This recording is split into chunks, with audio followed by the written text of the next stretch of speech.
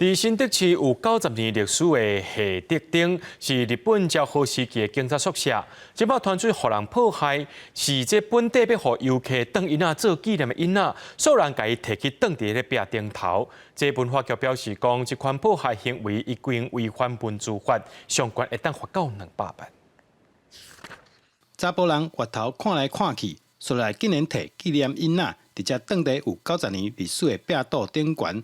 文化局至今发现了后，虽然怎也无法度创清气，袂讲实在真过分。我们是已经有试着用水把它淡化了，对，但是擦不掉。对，因为它是白灰的墙面，所以墨水会渗进墙面里面，就没有办法完全清除。实在很难想象，就是怎么会有人在这么漂亮的历史建物上面去做这么过分的动作，就是非常没有公德心。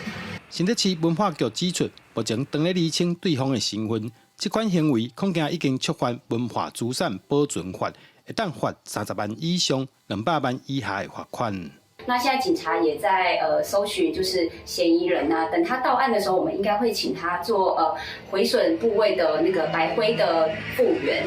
那我们还是呼吁民众，就是维护古迹跟修复古迹，其实都要投入非常多的心力，也要靠大家的共识跟公德心。这间起在1935年的日本式建筑，过去是用来做警察宿舍，后来经过整理，真无简单，才对外开放。